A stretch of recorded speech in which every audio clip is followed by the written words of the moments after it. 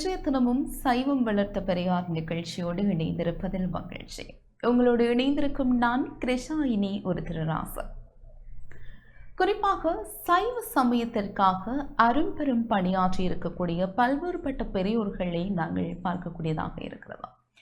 அந்த வகையில் இந்த பெரியவர்கள் தங்களுடைய முயற்சியின் காரணமாகவும் தெய்வ அனுகிரகத்தின் காரணமாகவும் தங்களுடைய அந்த சைவ சமயத்திற்கான பணிகளை ஆற்றியிருக்கிறார்கள். அந்த வகையில் நாங்கள் இன்றைய தினமும் மகா சித்தர் காக்கபுஷண்டர் தொடர்பாக தொடர்ச்சியாக பார்க்கலாம்.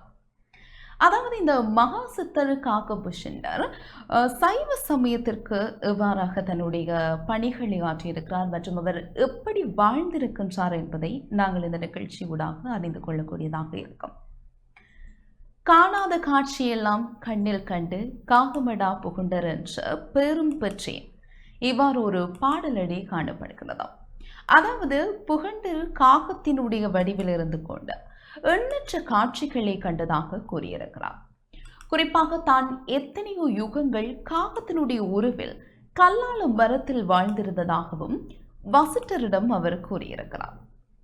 அதாவது புகண்டர் ஆரம்பத்திலிருந்தே காக உருவில் இருந்ததில்லை, ஆரம்பத்தில் மனித பிறப்பு எடுத்தும் வாழ்ந்திருக்கிறார். இவ்வாறாக அவருடைய அந்த பாடலடிகளும் கூறுகின்றன.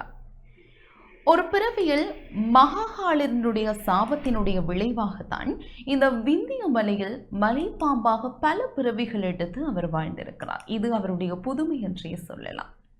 கடைசியாக ஒரு பிராமண சிறுவனாக பிறவி எடுத்து அதனுடைய வரரிசையில் இருக்கக்கூடிய ஜப்தால் சந்திர குலத்தில் விளங்க பங்குனி மாதம் உத்திர நட்சத்திரம் 2ஆம் பாதத்தில் கன்னி ராசியில் ஒரு வெள்ளாட்டினுடைய பானாகவும் அவர் பிறந்தார் என்று போகர் கூறியிருக்கிறார். அந்த பிறவியில் இந்த ராம பக்தி மிக்கவராக இவர் இருந்திருப்பதை நாங்கள் பார்க்கக்கூடியதாக இருக்கின்றது. குறிப்பாக ராமருடைய தீவிர பக்தராக இவர் திகழ்ந்திருக்கிறார். ராமரை நேரில் காண வேண்டும் என்ற ஆசையில் மேருமலைக்கு சென்று லோமச முனிவரை அணுகி இப்போது எனது உள்ளத்தில் எல்லா ஆசைகளும் அறவே அகன்றுவிட்டன. குறிப்பாக ராமருடைய திருவடி தரிசனம் பெறக்கூடிய பேறு கிடைக்காது என்ற ஆசை மட்டுமே நிறைவேறக்கூடிய ஒரு வழியாக அவர் பல்வேறுபட்ட வழிகளை தேடி அலைந்திருக்கின்றார். இந்த நிலையில் தான் நான் உங்களை நாடி வந்திருக்கின்றேன் என்று அந்த முனிவரிடம் இவர் கூறியிருக்கிறார். ஆனால் லோமச முனிவரோ பரம்பொருள் ஆன்மாவும் வேறு வேறில்லை, நீரென்றும் பிரியாத அலைகளை போலவே இந்த பரமாத்மாவாகிய பெருங்கடலின் அலைகளாகத்தான் இவர்கள் இருக்கின்றார்கள்.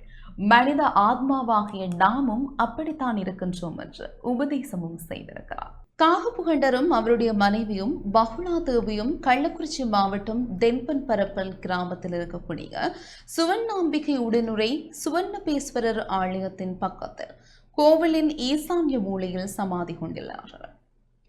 இந்த நிலையில் ஸ்வர்ணபுரேஸ்வரர் கோவிலினுடைய சிவலிங்கம் காகபுகண்டராலேயே பிரதிஷ்டை செய்யப்பட்டிருக்கிறது. இந்த சிவலிங்கம் 5.5 அடி உயரத்திற்கும் காந்தத்தன்மை கொண்ட ஒரே அடி கல்லினால் ஆனது என்றும் இந்த லிங்க அமைப்பு நவபாஷண கட்டமைப்பின் ஒப்பானது என்றும் இந்த லிங்கத்தை கைகளால் தட்டி அதாவது அதனை தட்டி பார்த்தால் அடிப்பீடமான பிரம்ம பாகம், மத்திய பாகமான விஷ்ணு பீடம், மேலே இருக்கக்கூடிய ருத்ரபாகமாக சிவலிங்கம் ஆகிய 3 பகுதிகளும் 16 முகங்களை கொண்டவை. திவ தரிசனம் பெற காகபுகண்டர் இங்கு 16 ஆண்டுகள் கடும் தவம் புரிந்திருக்கிறார். அக்கால முடிவில் ஒரு நாள் பிரதோஷ காலத்தில் சிவபெருமான் 16 முகங்களை கொண்ட சிவலிங்கமாக காட்சி கொடுத்தார். அதன் நினைவாகவே புகண்டர் இங்கு இந்த ஷேடச லிங்கத்தை பிரதிஷ்டை செய்தார். வழிபட்டு வந்ததாகவும் இப்போது கோவில் அமைந்துள்ள அந்த இடத்திலேயே அவர் ஜீவசமாதி அடைந்துள்ளதாகவும் சித்தர் வரலாறு கூறுகின்றது. அவர் சமாதி அடைந்த சிறிது காலத்திற்கு பிறகு கிபி 7ஆம் நூற்றாண்டின் பொன்பரப்பியை ஆண்ட மன்னனாகிய வானகோவரையாம் அங்கு ஆலயத்தை எழுப்பினார். இந்த ஆலயம் சித்தர் நெறி அடிப்படையில் பல்வேறு தனிச்சிறப்புகளை கொண்டது. இங்குள்ள சிவலிங்கம் சிறு காலம் ஆழ்ந்து வழிபட்டாலேயே பக்தர்களை தியான நிலைக்கு கொண்டு செல்ல வல்லது. சிவலிங்கம் அமைந்துள்ள கருவறை எப்போதும் உக்கிரமாகவே இருக்கிறது. கருவறையில் எரிந்து கொண்டிருக்கும் தீபம் இடைவிடாது துடித்துக் கொண்டே இருக்கும். இது பற்றி விளக்கம் காகபுகண்டர் நாடியிலும் இருக்கின்றது. இது தென் தமிழ்நாட்டின் பஞ்சபூத தலங்களின் வாயுத்தலமாகும். இக்கோவிலில் இருக்கக்கூடிய நந்தி இளங்கன்று போலவும் சிவலிங்கத்திற்கு நேரெதிரில் சிவனையை பார்த்து கொண்டிருப்பது போலவும் அமைந்திருக்கிறதா. இந்த நந்தி லிங்க ஒருங்கிணைப்பு ஜீவசமாதி அடைந்துள்ள சித்தர்களின் வாசி ஓட்டத்தை நுட்பமாக உணர்த்தும் வண்ணம் இருக்கின்றதா. இந்த நந்தீஸ்வரருக்கு அபிஷேகம் செய்யும் அபிஷேக பொருட்கள் யாவுமே நீல நிறமாக மாறி காட்சியளிப்பது ஒரு குறிப்பிடத்தக்க அம்சமாகவும் இருக்கிறதா. இந்த திருக்கோவிலில் சென்னை சேலம் நெடுஞ்சாலையில் ஆத்தூர் கள்ளக்குறிச்சி வழித்தடத்தில் அமயகரம் பேருந்து நிலையத்திலிருந்து மேற்கே 1 கிலோமீட்டர் தொலைவில் உள்ளது. காகபசுண்டர் முக்தியடைந்த ஆசால்புரம் கைலைநாதரனுடைய ஆணையின்படி காகபுகண்டர் ஆசால்புரத்திற்கு வந்து திருவண்ணேறு உமையம்மை உடனுரை சிவலோக தியாகராஜர் திருக்கோவிலை அடைந்து அந்த கோவிலினுள் நிறுதி திக்கும் அமர்ந்து தவம் இயற்றி வந்தார். திருஞான சம்பந்தர் திருமண நாளான வைகாசி மாத மூல நட்சத்திரத்தன்று வெளிப்பட்ட சிவஜோதியில் திருமணத்திற்கு வந்திருந்த எல்லா சிவபக்தர்களுடனும் சேர்ந்து காகபுகண்டர் முக்தி அடைந்தார். இத்திருக்கோவில் காகபுகண்டர் காகத்தின் முகமும் ஜடாமுடியும் கொண்டு தவயோகத்தில் பத்மாசனத்தில் அமர்ந்த நிலையில் இருந்து இன்றும் காட்சியளித்த வண்ணம் அருளாட்சி செய்து வருகிறார். இந்த திருத்தலம் சீர்காழியிலிருந்து மகேந்திரப்பள்ளி செல்லும் வழியில் 13 கிலோமீட்டர் தூரத்திலும் சிதம்பரத்திலிருந்து 12 கிலோமீட்டர் தூரத்திலும் இருக்கிறது. மாசிலா மனமே மகேசனின் மாளிகை என்று கூறியுள்ளது கிணங்க நானும் களங்கமில்லா பளிங்கு போன்று தெளிந்த அந்த மனநிலையை அவருடைய பக்தியுடன் அழைத்தாள். இந்த தலைமை சித்தர் நம்முடைய ஞானக்கண்ணிலும் அதாவது ஆக்ஜை மையத்திலும் காட்சி கொடுத்தருள்வார் என்பது சத்தியத்திலும் சத்தியம் என்று. ஓம் சத் சத் என்றவாறாக, அதாவது இது சத்தியத்திற்கு மேலான உண்மை என்பதும் குறிப்பிடத்தக்க விடயமாக இருக்கிறது. ஆனால் லோமச முனிவரோ பரம்பொருளும் ஆன்மாவும் வேறு வேறில்லை, நீரென்றும் பிரியாத அலைகளைப் போலவே அந்த பரமாத்மா இருக்கின்றது என்று தெரிவித்த நிலையில், ஏ பிராமண மூடனே, காகத்தை போல் எல்லாவற்றுக்கும் அஞ்சுகிறாய். கூவி அழைத்து உணவு தருபவரை கூட கண்டு அஞ்சியோடும் காகத்திற்கும் உனக்கும் வேறுபாடில்லை. எனவே நீ காகமாக மாறுகடவா என்று சாபம் கொடுத்தார்.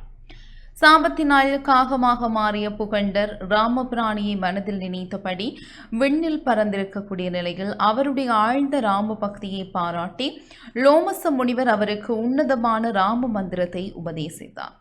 அது முதல் புகண்டர் காக வடிவிலேயே பல யுகங்களாக ராம மந்திர ஜபம் செய்து கொண்டு காகபுங்ஷர் என்ற திருநாமத்தோடு வாழ்ந்து வருகிறார்.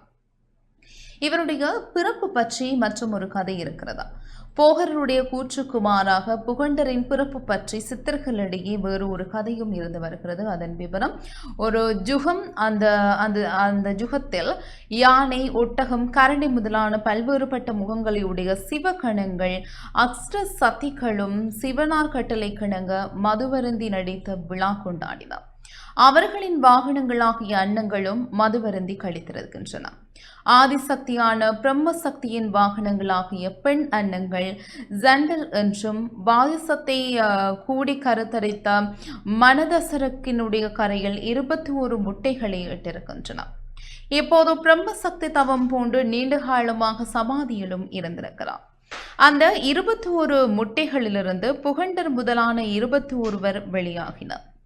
சமாதிகளை இந்த பிராமியிடமிருந்து ஞானம் பெற்று அந்த 21 தங்கள் தந்தையாகிய ஜண்டனை அடைந்தனர். ஜண்டன் அவர்களை மரணமிலா வாழ்வு பெற்று கற்பக மரத்தில் வாழ்ந்திருக்கும்படி செய்திருக்கிறார். பல யுகங்களுக்கு பிறகு புகண்டர் நீங்களாக மற்ற 20 ஞானிகளின் உடலை நீத்து முக்தி அடைந்தார். புகண்டர் மட்டும் தன் தேகத்தை காத்து கற்பக நிழலில் வசித்து வந்தார். அக்காலத்தில் வசிட்டர் தமது 8ஆம் பிறப்பில் அவரிடம் வந்து உரையாடினார் என்றும் ஞான வசிட்டரிடம் கூறுகிறது. இந்த நிலையில் தான் புகண்டர் அன்னத்தின் மூலமாக பிறந்தார் என்பதை சுகபிரம்ம மகாரிஷி தம் ஞான சூத்திரம் 32ஆம் பாடலில் உறுதி செய்திருக்கிறார். புகண்டர் பற்றிய இந்த பொது கருத்துக்களை நாங்கள் பார்ப்போமாக இருந்தால், புகண்டர் தமிழ் இனத்தை சேர்ந்தவர், பல யுகங்களும் வாழ்ந்திருக்கிறார். சோதிடம், மருத்துவம், யோகம், ஞானம் ஆகிய துறைகளில் நற்றமிழில் 8 நூல்கள் இயற்றியிருக்கிறார். மரணமில்லா பெருவாழ்வு வாழ்பவர், பிரளய காலத்தில் அவிட்ட நட்சத்திர பதவியில் வாழ்பவர், பிரளய காலம் முடிந்தவுடன் பூமிக்கு வந்து பிரசித்தர்களுடன் வாழ்பவர், வசிட்ட மகாரிஷிக்கு மூனோபதேசம் செய்பவர். இந்த நிலையில் ஞான உபதேசங்கள் செய்திருக்கக்கூடிய நிலையில் மாசிலா மனமே மகேசரின் மாளிகை என்று ஞான பாடல் பாடியிருக்கிறார். இவர் உரோம ரிஷியினுடைய குருநாதர் என்றும் இந்த செய்தி காகபுகண்டர் நாடியிலிருந்து வந்திருக்கின்றது. அவருடைய பிரளய கால அனுபவங்கள் என்று பார்த்தால், ஒரு பிரளய காலத்தின் முடிவில் பிரம்மதேவரை பார்த்து 21வது பிரம்மம்போ வருக வருக என்று வரவேற்றாராம். நான் அறிய சிவன் முப்புறங்களை 3 முறை எரித்துள்ளார், தட்சன் யாகத்தை முறை அளித்துள்ளார், திருமால் ராமன் என்னும் பெயரில் 11வது முறையாக இப்போது பிறக்கவிருக்கிறார். அவரை சில காலம் கழித்து வாசுதேவன் இல்லத்தில் கிருஷ்ணனாக 16வது முறை அவதரிக்க உள்ளார் என்றும் தான் பார்த்து வரும் யுக மாற்றங்களை பற்றி கூறியிருக்கிறார்.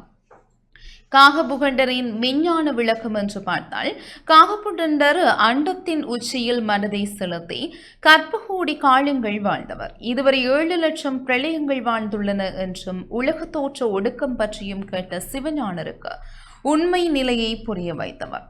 ஆதி என்ற சித்தருக்கும் ஆதியாக இருந்தமையால் சிவனார் கைலையில் இருக்கும்படி கூற அதன்படியாக உருவத்தில் கைலையில் இருந்தவர். மும்மூர்த்திகளின் 7 பிறப்புகளையும் தான் வாழும் காலத்திலேயே கண்டவர். பிறப்பு இறப்புகளை கடந்தவர். காக வடிவுடன் இருந்து கொண்டு காரண காரியங்களுக்கு உரிய மூலத்தை கண்டவர். யாகோபு வைத்தியவாத சூத்திரம் 400 என்ற நூலில் மேற்கொண்ட வரலாற்று நிகழ்ச்சிகளை காகபுகண்டர் கூற தாமே நேரில் கேட்டதாக ராமதேவர் கூறினார். காகபுகண்டர் மேலே கண்டதம் மெஞ்ஞான விளக்க நூலில் மௌனத்தின் மேன்மை, சமாதி முறைகள், பிரம்மத்தை அடைதல், வசயோகம், காகையல் முறை ஆகியவையும் விளக்கியிருக்கின்றார். அவர் மெஞ்ஞான விளக்கத்துடன் வேறு பல நூல்களையும் எழுதியிருக்கிறார். உபனிடதம் தத்துவ உண்மைகளை விளக்கும் நூல் ஞானக்குரல் ஆன்மா பிரம்மத்துடன் கலக்கும் நிலையையும் அவர் உணர்த்தியிருக்கிறார். சைவத்தை வளர்ப்பதற்காக அரும்பெரும் பணியாற்றியிருக்கக்கூடிய பெரியோர்கள் மத்தியில் நாங்கள் இன்றைய தினம் மகா சித்தர் காகபுசுண்டர் தொடர்பாகவும் அவருடைய வாழ்வியல், அவர் எப்படியாக வாழ்ந்திருக்கின்றார் மற்றும் சைவ சமயத்திற்கு அவருடைய பணிகள் எப்படி இருக்கின்றன என்பது தொடர்பாக நாங்கள் இந்த நிகழ்ச்சியினூடாக பார்த்திருந்தோம். இது உங்களுக்கும் மிகவும் பயனுள்ள நிகழ்ச்சியாக அமையும் என்ற நம்பிக்கையில் உங்களிடமிருந்து விடைபெற்றுக் கொள்கின்றேன். நன்றி.